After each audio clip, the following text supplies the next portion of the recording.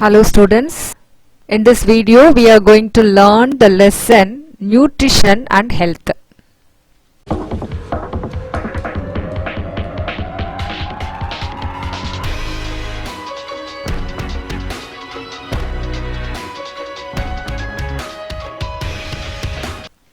What are we going to learn in this lesson? We are going to understand the classification of nutrients. We will list the sources, functions and deficiency disorders of vitamins and minerals. We will also gain knowledge about the different methods of food preservation. We will be able to identify the adulterants in the food. We will know about the different food quality certifying agents of our country. Children, you all well know that food is very much essential for our life. Without food we cannot live. It is a basic necessity of life because food only provides us nutrition and it helps us to gain energy out of which we can live and do our work. It helps us to grow and develop. It helps to repair the worn out tissue when we get any wound, and it also protects our body from the diseases. And so food is very important and it is essential. But food sometimes get contaminated with the microorganism and this becomes the source of illness for our body. So food safety is a major concern. Food can be sometimes mixed with some of the adulterant. So adulterant means unwanted substances or the substances which is having very less vital components and sometimes the components which are not necessary for our body, and so we have to be very much careful about this adulteration. So adulteration means mixing of the unwanted substances with the food.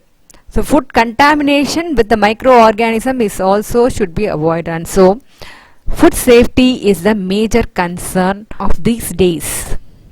So government has put forth some laws, food laws, to maintain the quality of the food which is produced in our country. So let us know about this in this lesson. First we are going to see the classes of nutrients. The food that we eat contains the following major groups of nutrients. They are carbohydrates, proteins, fats, vitamins and minerals. So carbohydrates, they are the organic compounds that is present in our food. And this carbohydrate, larger organic molecule composed of carbon, hydrogen and oxygen. Carbohydrate is an essential nutrient. It provides energy to our body. It is in the form of glucose, sucrose, lactose, starch, etc.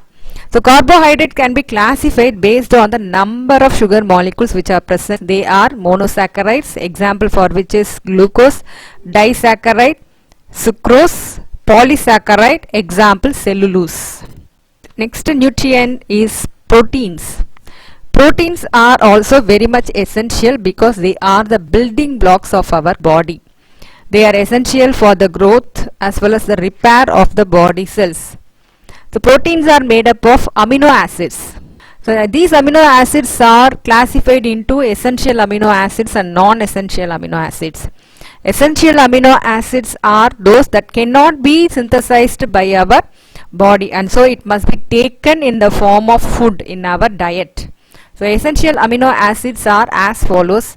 They are phenylalanine, valine, threonine, tryptophan, methionine, leucine, isoleucine, lysine and histidine. And these amino acids, these 9 essential amino acids must be taken through our food. Non-essential amino acids can be synthesized naturally in our body. Next nutrient is fat. Fat also provides energy. It provides lot of energy than the carbohydrate, and they help to maintain our cell structure and they are also involved in the metabolic functions. Essential fatty acids cannot be synthesized in the body and they must be taken through our food. Example for essential fatty acid is omega fatty acids. Next type of nutrient is vitamins.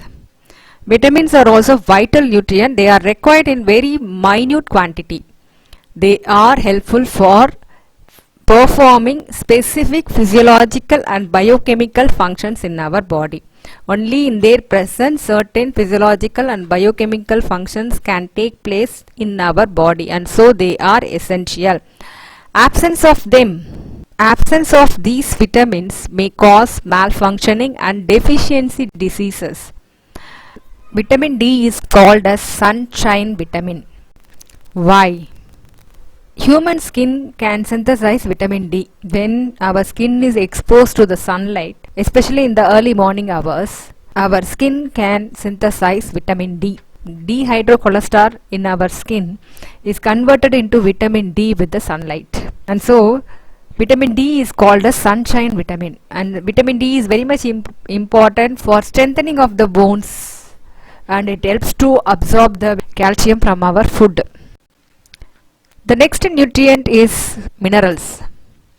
Minerals are the inorganic substances, and they are required by the organism in very less amount, but they perform various physiological functions. They are necessary for various biological functions, and they become the part of our teeth, bone, tissue, muscles, blood, nerve cells, etc. There are some minerals which are needed in little large amount. They are calcium, phosphorus, potassium, sodium and magnesium, and they are considered as the macro minerals. And there are some minerals which are necessary, which are required by human body in very trace amount, and they are called as micro minerals. The micro minerals are found to be sulfur, iron, chlorine, cobalt, copper, zinc, manganese, molybdenum, iodine and selenium. Protein energy malnutrition. The absence of certain nutrients in our diet for a long period of time will lead to the deficiency diseases, and this condition is referred as malnutrition. If we don't take the enough amount of nutrients in our diet, it causes malnutrition. So deficiency of protein causes conditions like kwashiorkor and marasmus. Kwashiorkor and marasmus are considered as the or called as the protein deficiency diseases. First one, kwashiorkor. This condition will occur when there is severe protein deficiency. It affects the children who are between the age of 1 to 5 years alone, when they did not take enough amount of protein in their diet. Marasmus condition occurs to the infants who are below the age of 1 year. When they are not taking proper diet, when the diet is poor in carbohydrate, fat and protein, they get the condition called marasmus. And this is the picture of the people who are affected by kwashiorkor with the pot belly and weak body. Whereas marasmus, they will be bony and skinny. And here you have certain dietary sources of the major nutrients like carbohydrates, proteins, fat. So how much we require daily, how much we are supposed to take in our diet daily is also given here. So carbohydrates must be taken up to 150 to 200 grams every day. Similarly, proteins which are present in the legumes, pulses, nuts, soya beans, green leafy vegetables, fish, poultry, etc. must be taken up to 40 grams every day. Fat can be taken up to 35 grams every day, and fat is present in egg yolk, saturated oil and meat. Carbohydrates are present in the honey, sugarcane, all the grains, fruits, starchy vegetables, rice, etc. Now here is a table which consists of the minerals, their source, and how do they function in our body. If we are not taking them, what are the deficiency disorders which are caused by them. The first one is calcium.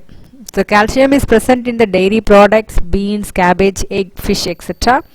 And they are helpful for the formation of the bones, teeth. They help in the clotting of blood. They control the muscle contraction to do any physical activity, to do any work. If calcium is not absorbed by our body, if it is not taken in our diet, it causes bone deformities, poor skeletal growth, where the skeletal system will be very weak, and it causes osteoporosis in adult, which is the condition having very weak bones which can be easily broken. Next mineral is called as sodium. Sodium is present in common salt, and it helps to maintain the fluid balance. How much of water is sustained, the amount of water that is sustained, retained in our body is maintained by the sodium, and it involves in the neurotransmission. What is neurotransmission? It is the conduction of the nerve impulse from one region to the another region, by which we are able to sense what is happening around us. And if not taken in the required amount, it causes muscular cramp, nerve impulse do not get transmitted. The next mineral is called potassium. It is present in banana, sweet potato, nut, whole grain, citrus fruit, etc. It helps to regulate the nerve and the muscle activity. Our nerves and muscle can function properly with the presence of potassium. If not taken in the required amount, it causes muscle fatigue. So muscles will get tired. It will not help us to do any physical work, and we will feel the tired and pain in the muscles if we try to work, and nerve impulse also do not get transmitted. The next we are having the list of micronutrients. Here iron and iodine are considered as a micronutrients, and iron is present in spinach, dates, greens, broccoli, etc., and it is an important component of hemoglobin. So hemoglobin is present in the RBCs of our cell. If iron deficiency is there, it causes anemia. In this condition, we will not have the enough amount of hemoglobin that will help to carry the oxygen during respiration. Next is iodine. Iodine is present in the milk, seafood, etc., and iodized salt. Seafood and iodized salt, and they help in the formation of the thyroid hormones. Thyroid hormones are otherwise called as personality hormones, because they are helpful for the basic physiological activities. If not taken in required amount, it causes goiter.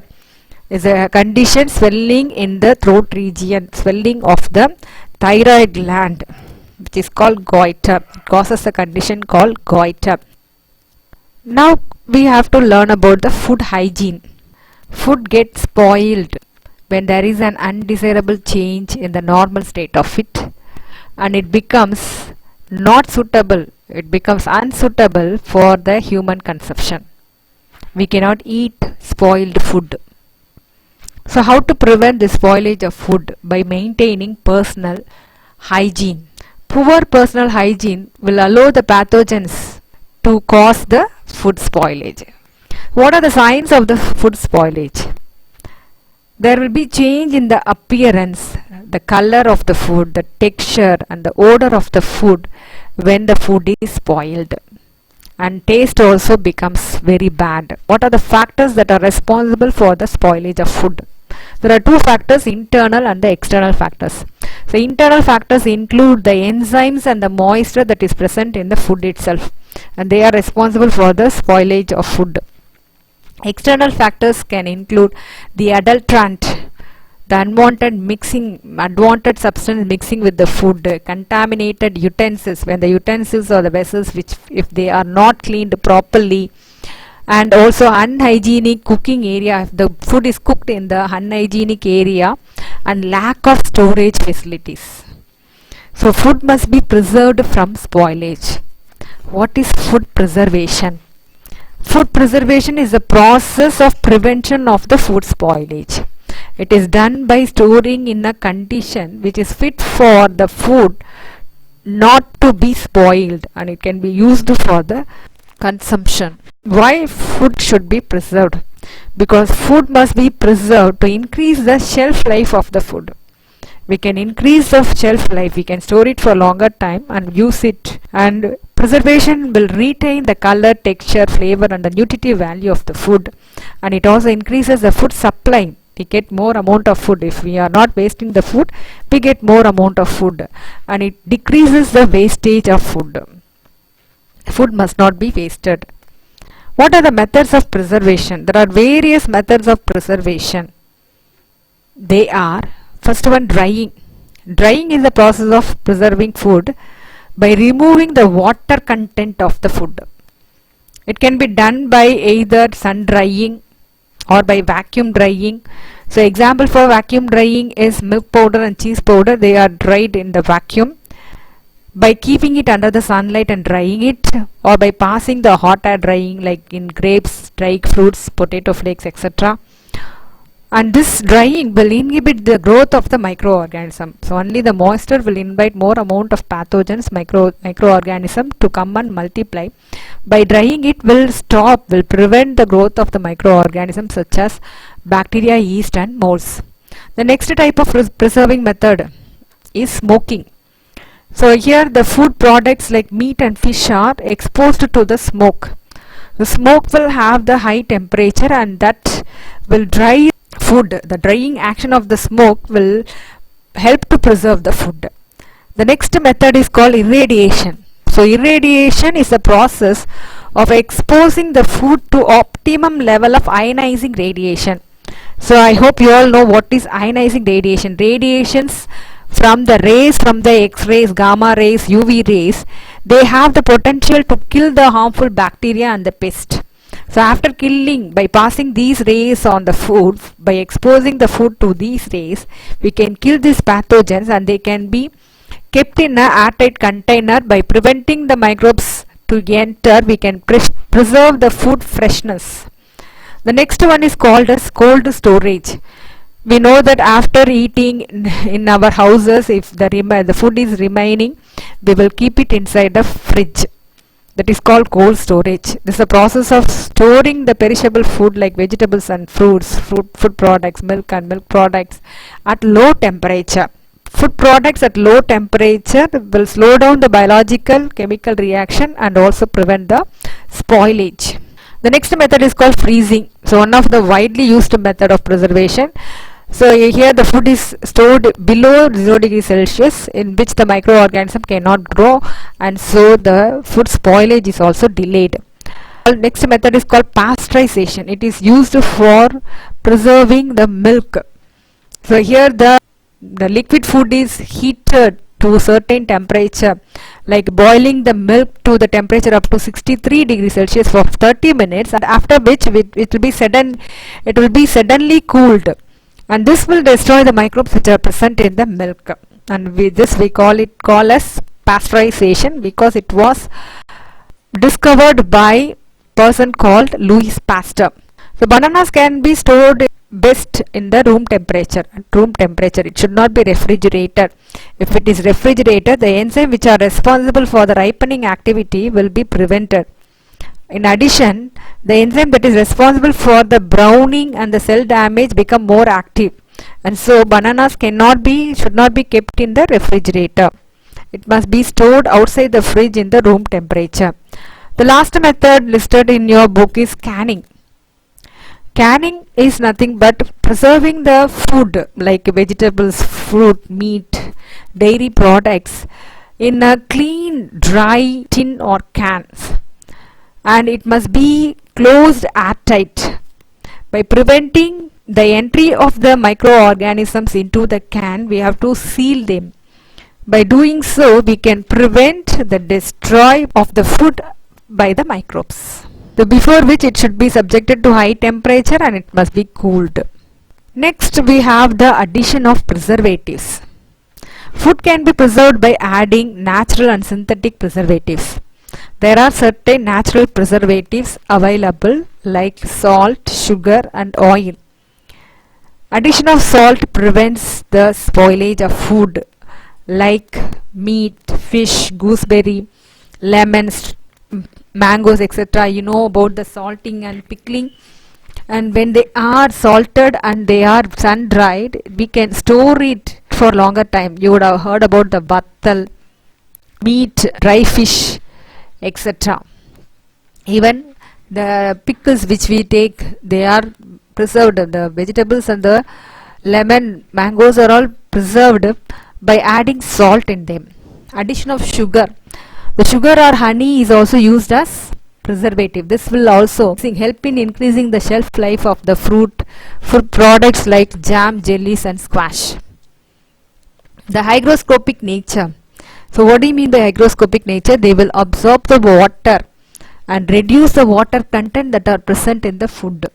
The sugar will absorb the water. The honey also helps to absorb the water from the food, by which they will minimize the water content in them and prevent the oxidation of food. Addition of oil. So adding oil in the pickles will prevent the contact of the food items with the air, by which the microorganism cannot come in contact with the food and spoil the food. So next we are having the synthetic preservatives. There are some synthetic preservatives which are available in the market, like sodium benzoate, citric acid, vinegar, sodium metabisulfate and potassium bisulfate. So these substances can be added to the food products what we prepare at home, like sauces, jams, jellies and packed food, and they can be preserved in the packet or the sealed cans, and it can be kept ready to eat food. These preservatives will delay the microbial growth in the food and helps to store them for longer duration without spoilage.